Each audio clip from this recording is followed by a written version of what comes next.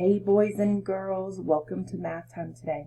Today we're going to talk about using a number path or a number line. That's what we're going to focus on this week. So here that you see in front of you is what we call a number path. It starts with 1 and it goes all the way to 20. You can call it a number line if you want, but it is a number path. The nice thing about number lines is that you don't always have to start at 1, and we'll talk about that later in another lesson. But I wanted to show you how you can use a number path or a number line to help you solve addition and subtraction problems. So the nice thing about this is that you can move up the number path or to the right. And as you are moving up or to the right, the numbers are becoming greater or a larger quantity.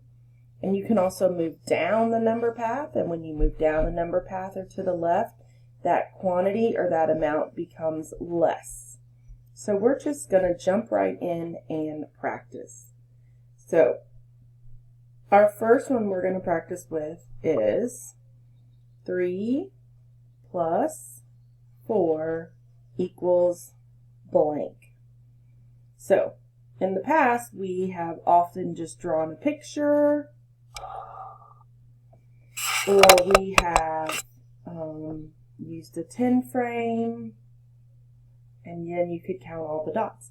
But another way that you can do this is you can use your number path or your number line. So how many do we have to start off with? We have 3.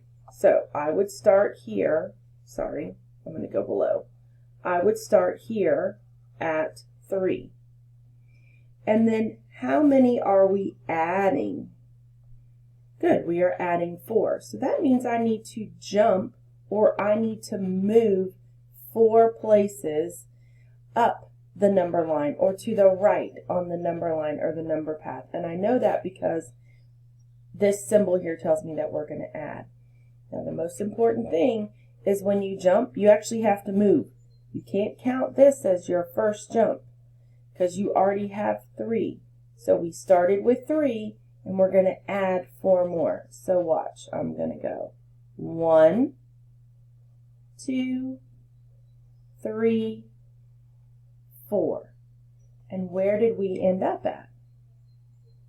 Good, we ended up at number 7. Now I can go back and I can check and I can make sure that I jumped 4. So this is 1, 2, 3, 4. So if I started with 3 and I add 4 more, 1 more, 2 more, 3 more, 4 more, my answer or my sum is 7. Good job, boys and girls. So that's how you can add using a number line or number path. Let me show you subtraction. Okay, so let me show you subtraction. This time, here's our equation. 8 minus 5 equals blank. Okay, so when we do subtraction, we usually would draw a picture of 8, and then we would take away 5. We're not adding more, so we're going to take them away. But instead of drawing a picture, I can use a number line. So how many are we starting with? Good, we're starting with 8. So I would start here. And how many are we taking away? How many are we subtracting? Good, we are subtracting 5. So I need to jump down the number line or to the left on my number line on my number path, because my answer is going to be a smaller amount. Okay, so I'm going to make 5 jumps. Remember, when I start here on the 8, I can't count that as one jump. I actually have to move. So 1, 2, 3, 4, 5. And where did I end up? I ended up at 3. Now I want to double check my work. I want to make sure that I did 5 jumps. So this would be 1, 2, 3, 4, and 5. So 8 minus 5 minus 1 minus 2 minus 3 minus 4 minus 5, and my answer is, or the difference is, 3. Good job. Okay, so the nice thing about a number path or a number line is that you can use it for addition and for subtraction. Good. Let's practice one more. Okay, here's one more. Okay, this time we'll do addition. So we're going to have 4 plus 6 equals blank.